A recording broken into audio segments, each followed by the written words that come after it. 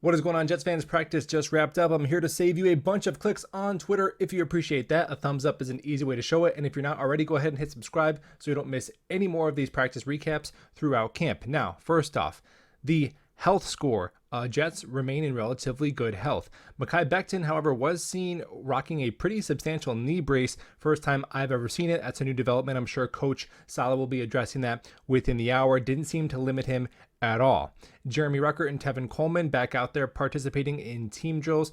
Still no sign of Ty Johnson and Vinny Curry. Some headlines, overall trends for the day. Hey, we had our first couple of skirmishes. The trash talking, I like that. Personally, the actual skirmishes and the pushing and shoving on your own team, never been a big fan of it, but it happens every year with every team. No big deal. Nick Bawden and Quan Alexander getting into it. I love Quan, but I put my money on Nick Bawden in that one. Now, the defense did dominate the offense in this one pretty significantly. And we've heard this overall trend, but I don't think that's a complete context. It's not really the defense that's been dominating the offense. The Jets wide receivers and defensive backs have been going back and forth. The Jets interior offensive line and interior defensive line have been going back and forth. It's really the Jets defensive ends have been given the work to the tackles, whoever they put out there. Fant, Becton, McDermott, Edoga, nobody can hang with the dogs on the defensive line.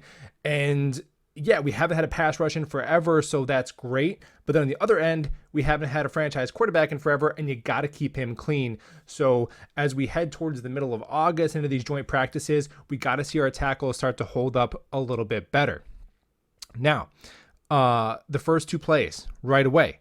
Carl Lawson beating George Fant on a would-be sack that Zach Wilson just chucked it up for grabs. Bryce Hall came away with the interception.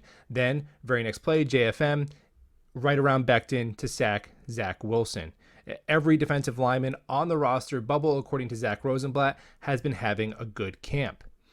Now more on Zach Wilson, opening up 7-on-7s, under pressure early and often. We mentioned the first play being a sack or a would-be sack, depending on who you ask. But then Zach did bounce back nicely, finding Breece Hall on what was called a slant, but I'm assuming it was an angle route out of the backfield. And Breece Hall is starting to show he's got a lot to his bag. A complete football player, good hands. Zach did show some escapability, avoiding a sack and finding Jeff Smith through a tight window, then settled down a little bit further in 11-on-11s, completing short passes to Breece Hall, Michael Carter, and Tyler Conklin before finding Garrett Wilson, who made a spectacular one-handed catch, and Garrett Wilson just can't do anything boring. Then into the unscripted period or move the ball period.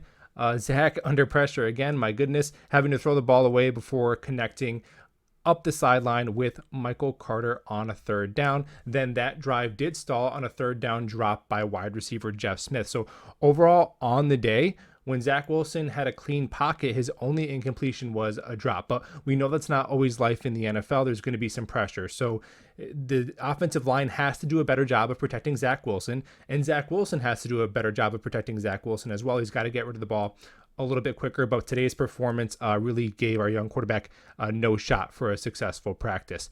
Now, some best performances, obviously. If our offensive line was getting worked, it was our defensive line who was giving them the business. Carl Lawson, he looks like Carl Lawson of a year ago. According to Dennis Waszak Jr., shades of last summer. He looks like the same dude. The sack right away, and then per Waszak Jr. again was in the backfield on 3 consecutive reps immediately. He's looking unblockable right now. Jermaine Johnson with back-to-back days with the sack. We love to see that. And Bryce Hall, who's had a really good camp. This competition with Sauce Gardner, I know it kind of feels like a Fugazi competition, but Bryce Hall deserves to be getting some reps out there, man. He's a really good corner and had a lot of passes defended throughout camp. Obviously, the knock on him is he doesn't come away with a lot of interceptions, and he did come away with an interception on a deep ball from Zach Wilson today. Tyler Conklin seems to be one of Zach Wilson's favorite targets in goal line situations. Smooth route runner, reliable hands. Now, here are some surprises.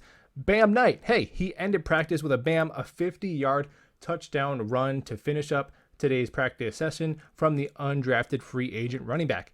Philly Will Park safety and young linebacker Hamza Nasruddin had back-to-back interceptions of veteran backup quarterback Joe Flacco. Quick note on Flacco, he did bounce back towards the end of practice, leading the second team offense right down the field. And Jabari Zuniga, who had either his first or his second sack of camp, depending on who you asked, to finish up with some position battles. It looks like we're seeing a lot of Quan Alexander. You know, they don't often always give like first team, second team, but it seems like Quan is lining up a lot with the ones. I think he's going to be next to CJ most of the time in the 4-2-5. And we mentioned Tyler Conklin. I think he is emerging as the tight end one as Ruckert and Uzama bounce back from injuries. We'll be back with it same time next practice. Subscribe if you're new. We'll talk ball soon.